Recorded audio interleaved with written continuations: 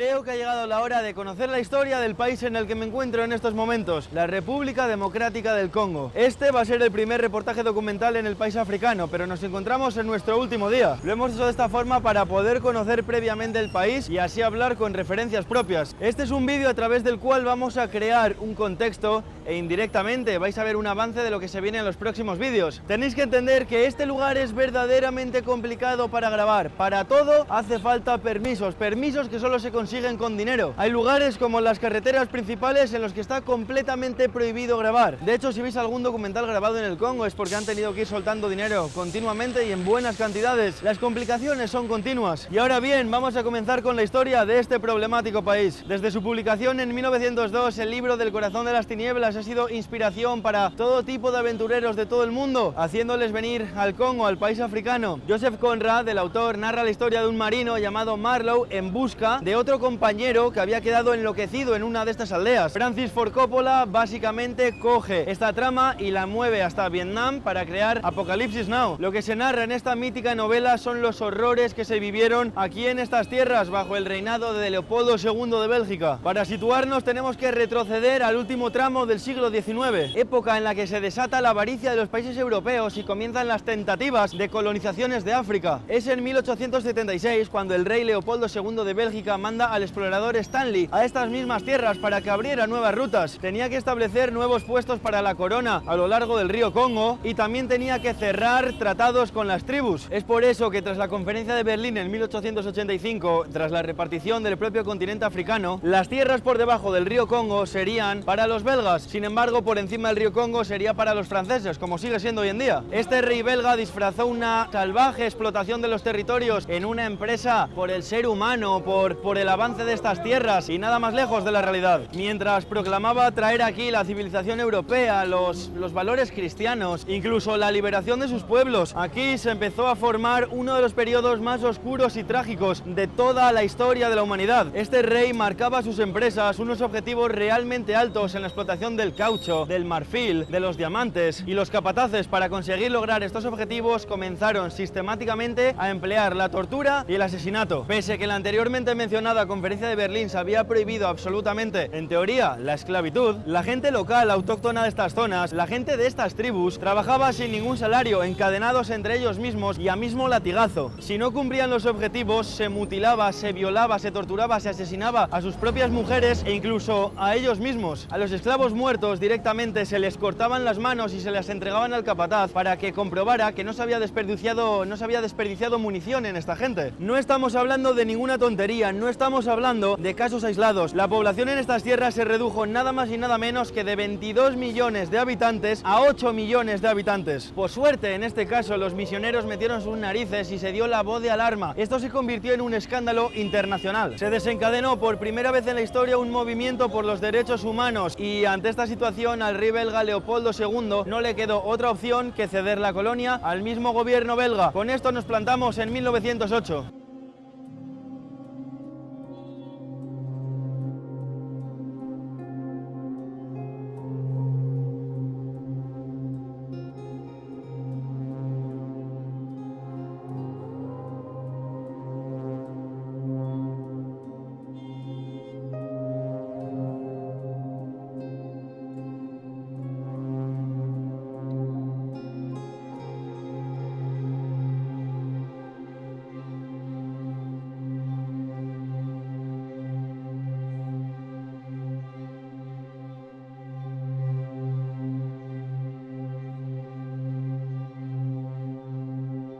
Se podría hablar de que a partir de este momento las cosas mejoraron al menos sensiblemente para la población congoleña. Se construyeron colegios, hospitales, mejoró también el trato a esta población, pero la realidad es que seguían sin tener ningún derecho. Supuestamente esta era una colonia modelo, ejemplar, ayudaban a esta gente a gobernarse, ya que no sabían gobernarse por sí mismos. La educación que estaba en manos de la Iglesia Católica infundía en la zona los valores belgas. La realidad, la esperanza de vida seguía siendo bajísima, inferior a los 40 años, y toda la población se veía sometida a trabajos forzosos. Por supuesto, la administración belga se negaba de forma rotunda a ceder el derecho al voto porque no se podía permitir perder estas tierras tan valiosas, sobre todo con el inicio de la Segunda Guerra Mundial. Eran los tiempos en que se intentaba desarrollar la bomba atómica y para eso hace falta mucho uranio. Y estas tierras, en efecto, también son ricas en uranio. Justamente estos años de colonia belga son los que se retratan en el libro, en el famoso libro de Tintín en el Congo.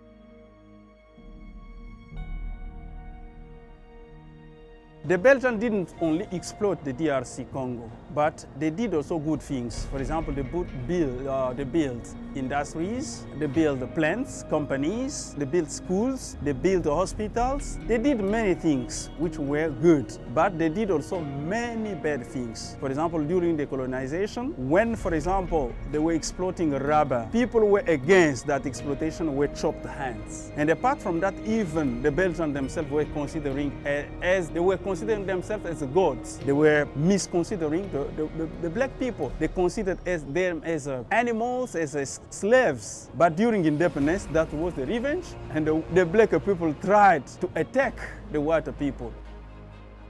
Por estos tiempos era normal ver en estas tierras zoológicos humanos, población local en jaulas tratados como animales. Bajo la visión belga de aquellos años, esta gente estaba varios escalones por debajo del resto de los humanos, estaba solo un escalón por encima de los mismos monos. Llevaban años sumidos en el horror absoluto y la cosa no había hecho más que empezar. Tras la Segunda Guerra Mundial y la creación de la ONU, comienzan movimientos libertarios en toda África. Nos remontamos ya hasta 1960, cuando el Congo consigue su independencia. Lumumba es el hombre que se convierte en el primer ministro. Deseaba para estas tierras auténtico bienestar, auténtico avance. Él era una persona moderada, pero rápidamente se desató el caos. Pidió ayuda a Estados Unidos, pero estos hicieron oídos sordos. Después acude a la Unión Soviética, pero no tarda en ser derrocado y asesinado misteriosamente. Muchos apuntaron a Mobutu, que había sido su jefe de Estado Mayor. Comienzan los años de salvajismo absoluto, los años de descontrol. Comienza una guerra civil sin cuartel. Los misioneros eran atrapados y descuartizados. Las monjas eran atrapadas y violadas. Toda la población blanca empieza a huir en masa. Finalmente, el ya mencionado Mobutu se hace con el control del país y consigue unificarlo, eso sí, con la ayuda de la CIA. Estados Unidos vio una amenaza, que la Unión Soviética, que los comunistas hicieran con el control de estas ricas tierras, así que pusieron a Mobutu, un auténtico tirano descontrolado, para que mantuviera estas zonas a raya y alejados de los soviéticos. Estamos ya en el año 1965 y comienza la tiranía absoluta de Mobutu.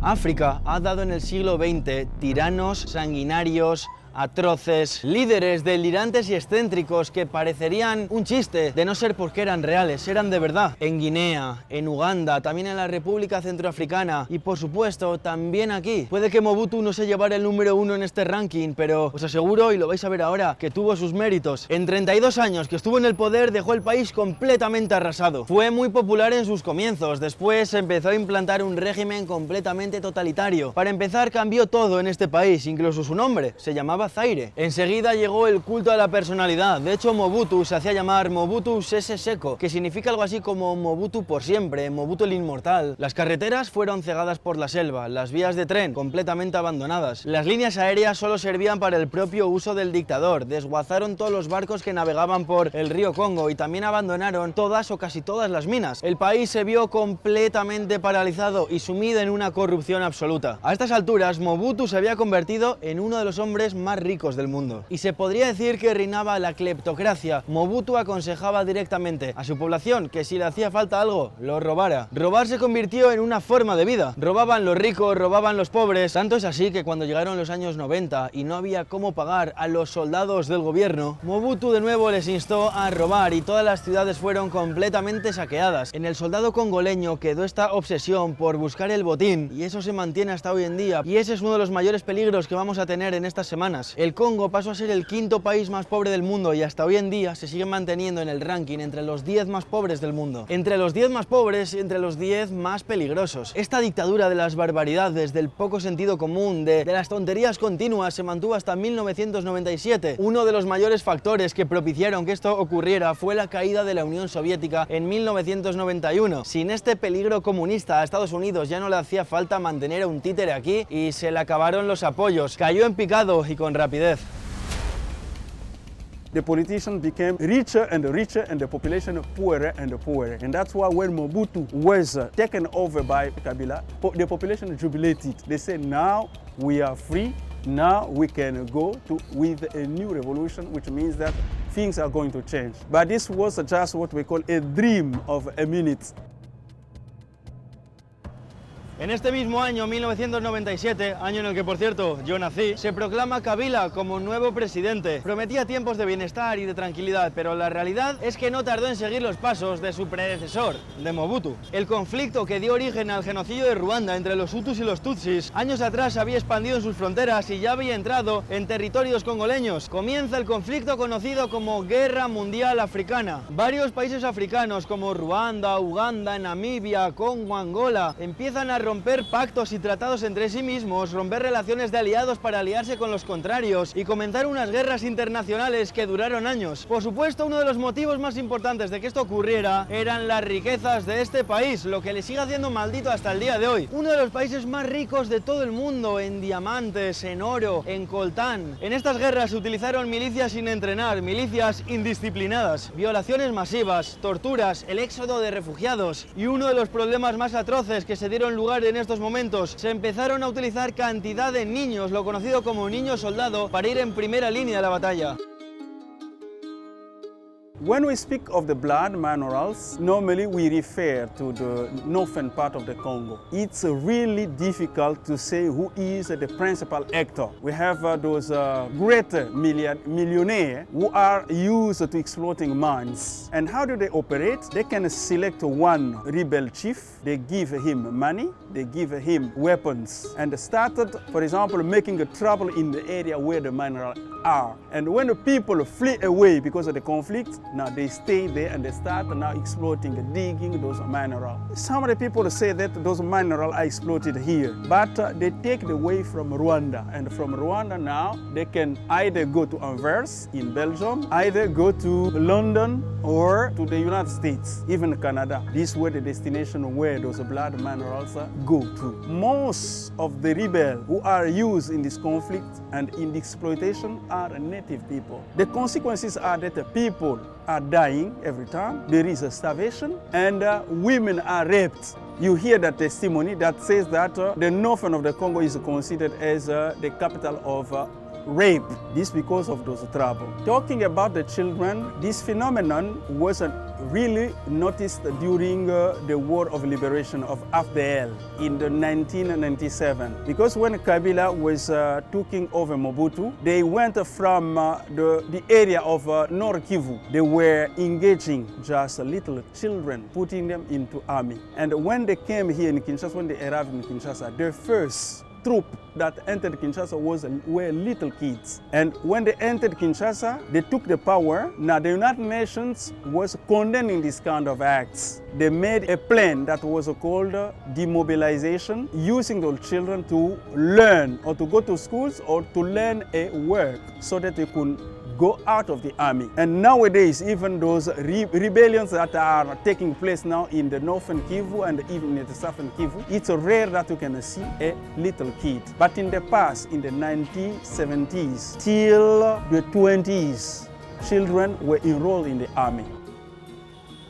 Tan dramática era la situación que la mayoría de muertes de hecho se produjeron por hambrunas y por la transmisión rápida y descontrolada de enfermedades. El medio ambiente quedó completamente devastado, tanto la flora como la fauna. Los hipopótamos, por ejemplo, quedaron al borde de la extinción. En estos tiempos de hambruna, estas milicias cazaban y comían los propios hipopótamos. En 1999 hubo un alto al fuego, pero no se firmó la paz hasta 2002 con el Tratado de Pretoria. Justo un año antes, el presidente por aquel entonces, Kabila, había sido asesinado en el mismo palacio presidencial por uno de sus escoltas. Fue su hijo Kabila quien le sucedió en el mando. Kabila, hijo, ha estado en los mandos de este país hasta 2019, año en que ganó las elecciones, y me vais a permitir que lo lea, Joseph Tshisekedi.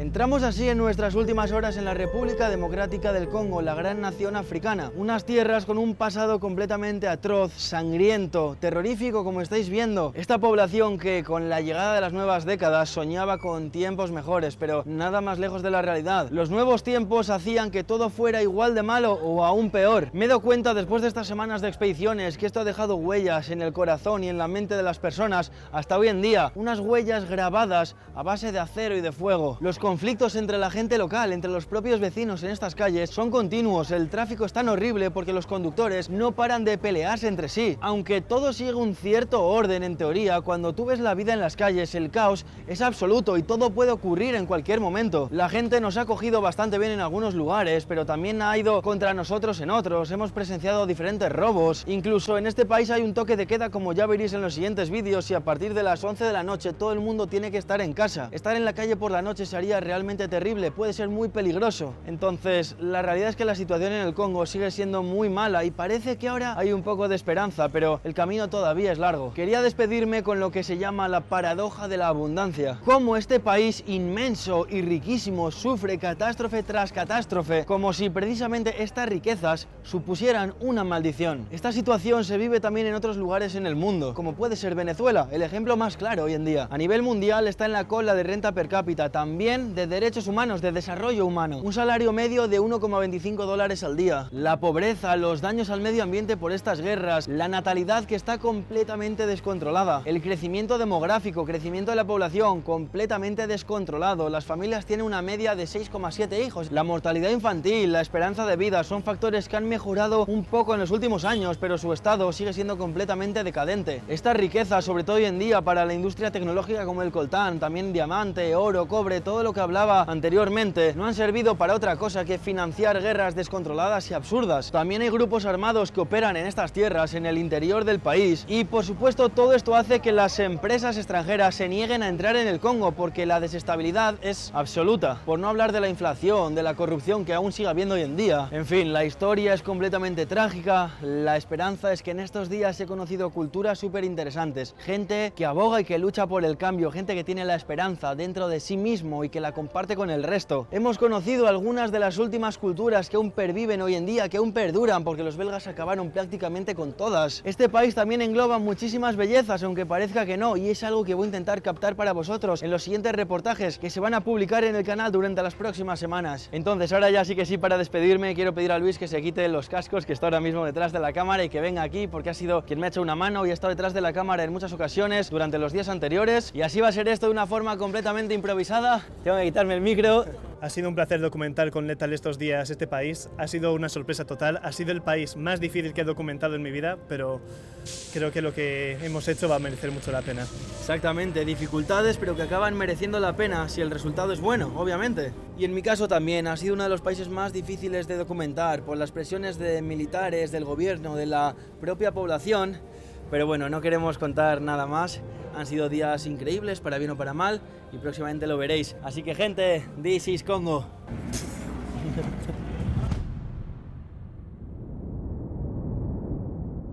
The future of Congo is really good because now we have a new generation which is thinking in another way. We have a generation which is hoping, first of all, peace, success, and which is hoping even becoming rich in our country, because there are possibilities, because we have all those possibilities to make all these things, I mean, to keep a peace in our country, increase the economy or the riches of the country, and to make people become richer. It is possible, and this is what the new generation is thinking about. I'm Congolese. I love the Democratic Republic of Congo because it is the heart of Africa.